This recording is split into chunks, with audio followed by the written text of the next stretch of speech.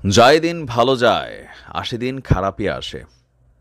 ক্ষমতার চেয়ারে বসে আমরা যারা আছি বিভিন্ন জায়গায় একেকজন একেকটা চেয়ারে বসে আছি। তো আমরা ভাবি এই ক্ষমতা চিরস্থায়ী।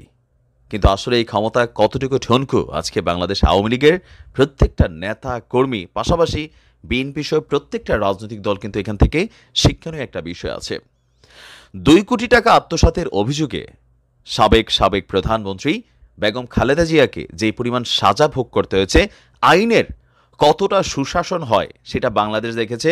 বেগম খালেদা জিয়ার বিরুদ্ধে আইনের যে প্রয়োগ ছিল, তো সেই আইনের যদি সুষ্ঠু প্রয়োগ হইয়াই বসে, তাহলে সাবেক প্রধানমন্ত্রী শেখ হাসিনার ১০০ বার ফাঁসি হবে, ১০০০ বছর যাবজ্জীবন হবে, যদিও তিনি এতদিন বাঁচবেন না। কারণ এই মুহূর্তে সারা বাংলাদেশে বিশেষ করে ম্যাসিভ কিছু ঘটনা যেগুলো বাংলাদেশকে থমকে দিয়েছিল, পিলখানা হত্যাকাণ্ড, সেই শাপলা চত্বরের ঐতিহাসিক ঘটনা, নারায়ণগঞ্জের ৭ খুনের ঘটনা, তারপর আরও অনেক ধরনের বড় বড় ঘটনার পাশাপাশি আয়নাঘর, আরও অনেক কিছুতে শেখ হাসিনার বিরুদ্ধে যতগুলো মামলা দায়ের করা হয়েছে, তাহলে আইনের যদি সুশাসন ওই লেভেলে প্রয়োগ হয় যেভাবে আওয়ামী লীগ তৎকালীন সময় আপনার বেগম খালেদা জিয়ার ইস্যুতে দেখিয়েছিল, তো আজকে ওনার কি হবে?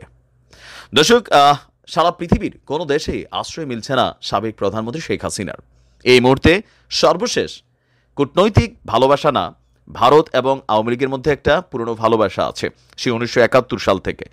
তো সেই জায়গা থেকে ভারতে এই মুহূর্তে আশ্রিত আছেন সাবেক প্রধানমন্ত্রী শেখ হাসিনা। কিন্তু সেইখানে তিনি কতটা নিরাপদ? অলরেডি আমরা দেখেছি ডক্টর ইউনূস তিনি মোদিকে বাংলাদেশে আমন্ত্রণ জানিয়েছেন যে আপনি আসেন বাংলাদেশে, এমনকি কূটনৈতিক সম্পর্কের বেড়াজালটা যেন ফাটল না ধরে সেই কারণে শেখ হাসিনাকে খুব বেশি দিন ভারত আশ্রয় দিবে এমনটাও ভাবছে না আপনার ভারতীয় বিশ্লেষকরা বা বাংলাদেশের যারা রাজনৈতিক বিশ্লেষক আছেন। তো ভারত এবং বাংলাদেশের মধ্যে একটা দ্বিপাক্ষিক চুক্তি আছে, কূটনৈতিক চুক্তি আছে, পররাষ্ট্র চুক্তি আছে। সেই চুক্তি অনুযায়ী যদি বাংলাদেশের কোনো ওয়ান্টেড কোনো ক্রিমিনাল ভারতে থাকে, সেই ক্ষেত্রে ওই দেশের সরকার কূটনৈতিক সম্পর্ককে বা পররাষ্ট্রনীতিকে বলবৎ রাখার জন্য সেই ব্যক্তিকে বা অপরাধীকে বাংলাদেশে ফিরিয়ে দিবে, এরকম একটা চুক্তি আছে। আর সেই চুক্তির আওতায় কি পড়তে যাচ্ছেন শেখ হাসিনা? এই মুহূর্তে শেখ হাসিনার জন্য আজরাইলের একটা প্রতিচ্ছবি হচ্ছে, বড় আজরাইলের প্রতিচ্ছবি হচ্ছে ডক্টর ইউনূস, আর মিনি আজরাইল হিসাবে ভূমিকা পালন করছে নাহিদ। আজকে নাহিদ যেই ঘোষণা দিয়েছে, সেই ঘোষণাটার অনেকে হালকা নিচ্ছেন, বাট আমি কিন্তু হালকা নিচ্ছি না। শেখ হাসিনার যেই রাজত্ব ছিল, অথবা ধরেন তার যে সিস্টেমটা ছিল, প্রশাসন, পলিটিশিয়ান বা বিভিন্ন সেক্টরে সব কিছু কিন্তু গুড়িয়ে দেওয়া হয়েছে।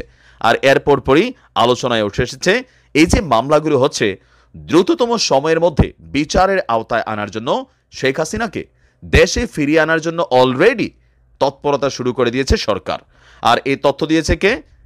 উপদেষ্টা নাহিদ। তিনি বলছেন যে গতকালকে রাতে নাফিজ নামক একজন ছাত্রের বাড়িতে গিয়েছিলেন তিনি, যিনি এই আন্দোলনকে কেন্দ্র করে শাহাদাত বরণ করেছেন।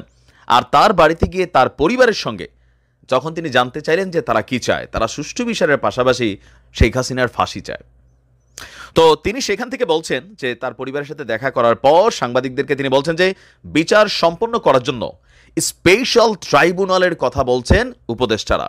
মানে আমরা যখন দেখেছি যে কি বলে যে স্বাধীনতা বিরোধী যে শক্তি ছিল তৎকালীন সময়, আওয়ামী লীগ সরকার যে ট্রাইব্যুনাল তৈরি করেছিল, যত দ্রুত সময়ের মধ্যে স্পেশাল অ্যাক্টিভিটিসের মাধ্যমে তাদেরকে ফাঁসি দেওয়া হয়েছিল, সেরকম দ্রুততম বিচার ট্রাইব্যুনাল তৈরি করা হচ্ছে। এই ঘটনাগুলোর সাথে যারা